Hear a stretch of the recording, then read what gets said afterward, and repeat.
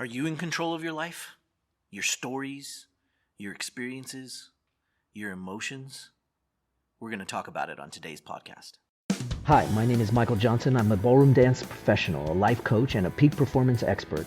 I'm part of a group of motivated people who are dedicated to attaining emotional mastery and unlocking our full potential. We don't believe others are responsible for how we feel. In fact, we don't believe anyone can make us feel anything. We believe in the magic of ballroom dance. It has taught us how to improve our bodies, challenge our minds, and inspire our souls. And in return, I want to share those lessons with the world. We are lifers, and this is Magic for Life. What's up, lifers? Michael Johnson here with the Magic for Life podcast. I'm so glad you joined me today. And as I talked about in that intro, are you in control of your stories, of your experiences, of your emotions? It's not that I'm a control freak by any means. I do like to be able to have some certainty in my life, and I think we all have a certain level of certainty that we would like to attain. And if you're not familiar with the 6 human needs that Anthony Robbins talks about, go look it up on YouTube. It's a great resource. In fact, it's one of the highest watched TED Talks, I believe, of all time. At least I think it's like maybe in the top 3. Anthony Robbins sort of coined this idea of the 6 human needs, and it's all about having a good understanding of your certainty and variety needs. It's sort of an offshoot of the Maslow's hierarchy of needs, and the 6 human needs are really, really useful when you're looking at what you need in your world, right? Do you need certainty? Do you need variety? Do you need love or significance? And do you need growth or contribution? Which ones do you need more of? You need a little bit of everything, and you have to have the right balance for you in your life, and that's understandable. But what do you need? Now, as far as control goes, there are people that are definite control freaks, right? They get in and they have to have control over everything. And so that's not the type of control I'm talking about. I'm just talking about the idea that we are actually managing our world, our stories. Are we telling stories that are good for us? Are we telling stories that are bad for us? A few episodes back, we talked about stories. And so hopefully you heard that episode. If you haven't, you should go listen to it when you have a chance. And, when we talk about controlling our stories, part of it is understanding our experiences and being able to control our experiences to a certain level. And a lot of people ask me, well, how do I do that? How do I control my experiences? Well, part of it is how you look at the world. Part of it is how you understand what's going on. We have 2 primary questions. You've probably heard me talk about it. If you haven't, I'll repeat it one more time. What does this mean, and what am I going to do about it? And we ask those all the time. It's almost autonomic, and the brain is going nonstop asking what everything is going to mean and what you're going to do about it. And those are primal questions. These are things that happen instantly, almost to the effect that you don't even know that it's happening. And because of that, sometimes we just allow that function or that process to go. But it's kind of like breathing. Right now, if you'd like to, you could stop and hold your breath. Now, don't do that for too long, especially if you're running on a treadmill or doing some form of exercise at the moment. But you could hold your breath. You can get in the way of an autonomic function, something that your brain and your mind just take care of for you on its own. But if you hold your breath, you can hold it for a period of time. And if you've, one of the world record breath holding championship or person, then maybe you can hold your breath for a long time. Maybe it's 8 minutes or 20 minutes. I actually haven't looked it up recently. But that's not that long. I mean, honestly, the mind will take care of you and say, well, I need oxygen to the body and to the brain, and it'll knock you out. It'll make you pass out. If you have the mental control to hold your breath that long, one of the things that's a challenge is to keep yourself from passing out, because it's an autonomic function that the brain takes care of you with. So the point is that we do a lot of these things, like these primary questions, and they just run in the background. They just take care of us in the background, and we answer them almost immediately. But you can get in the way, just like you can get in the way of your breathing. You can get in the way and say, what does this mean? What am I going to do about it? And you can start looking at some of the bigger things that happen, your experiences. And as you start to give yourself control over some of these experiences and giving them meaning, you start to create a better outcome for yourself because you're in control. So somebody's tapping a pen, while you're talking.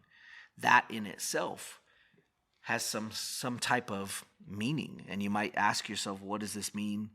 And what am I going to do about it? Well, if they're tapping that pen in front of you, it could mean 100 different things. One, it could mean that they weren't paying attention to you and they don't care about what you're saying. And so therefore they're occupying themselves tapping their pen. And so you could take that and say, well, that means that they don't care about what I'm saying. And so therefore I'm going to do something, right? You could say, well, they don't care, and so I'm going to be offended, and I'm going to be upset that maybe they just don't care about what I'm talking about. On the other hand, you could look at it completely different, and you could say, well, that person's tapping their pen, they're excited about what I'm saying, and so therefore I'm going to get more excited about what I'm saying. And you could take it completely different. And really, it's up to you. It's your experience. It's your emotional state. And really on the basic level, it is really about how you perceive things so that you can create a meaning for what it is that's happening around you. And as you create those meanings, you then in turn create your emotional state that you're going to be in. And you choose that. Oftentimes you think you don't. And if you've followed my podcast for a while, or if you've followed any of the stuff that I do, I believe in this idea that we do our emotions. We do them. And that's because in the moments where we're asking those primal questions, what does this mean and what am I going to do about it, we are actually making a decision about how we are going to feel. And honestly, I believe this is what emotions are all about. You give something meaning, you decide how you want to feel, and then you move forward from there. And each experience has multiple emotions in them, or maybe even just one if it's really simplistic. And that's fine. You have this great range of emotional experience that you can have. And unfortunately for a lot of people, they only live in one or two or maybe 5 or 6 states all the time. But there are so many beautiful emotions to experience. Some of them maybe you do on a regular basis, some of them you don't. And that's a conversation for another day. But what I wanted to just point out was that we are in control. And maybe you feel like you're out of control. And so that's what you have to ask yourself. Are you out of control? Do you feel like you know how and understand how to utilize your emotions to create the experiences that you're having on a daily basis? Because these experiences are going to write your story. And this is huge. You have to understand that life is for the experience. We have to practice the way we want to execute, right? The way we want to actually do things every day. We can't be afraid to do the things that we do, but that fear is what gets us, right? We fear we are not enough. We fear we will make mistakes. We fear we'll mess it all up. But we can't feed the fears. That's huge. We can't feed the fears. It's important to experience every minute. And that's a big deal, every minute of our world, right? It's not just learning from our past. It's not just focusing on the future. Each minute, we have to learn to enjoy every moment of the dance of life, not just the destination and not just the wins that we're shooting for.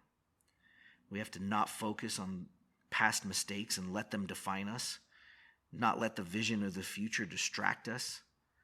We have to focus on every sound, every beat, every leg, every arm, every step, every turn, every second, every minute.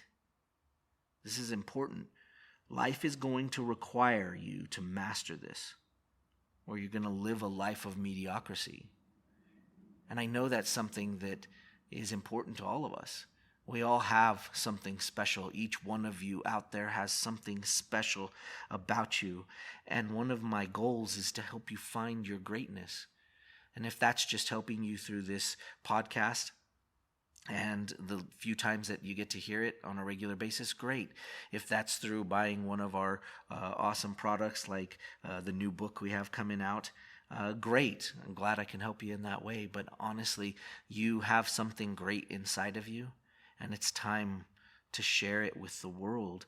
And in order to do that, you're going to have to learn how to control your story and your experiences, and most of all, your emotions. So I encourage you to start thinking about that every day. What does this mean? What am I going to do about it? And let's start from the perspective and the level of our emotional mastery so that we can start to change our world. And if we can change our own individual world, then we now have a shot to help others find their greatness. I hope you enjoyed the podcast today. That's what I'm going to leave you with, and I hope to see you in the next podcast. Take care. Want more Magic for Life? If so, then reserve your copy of my new book. Get your copy at everyminutebook.com. Inside this book, you'll find the secrets to attaining the next level of performance in anything you do. Learn the secrets behind emotional mastery that'll start you on your new journey of being a lifer. Whether you're an athlete, a business professional, or an artist, this book will change your life forever. Get your copy reserved today.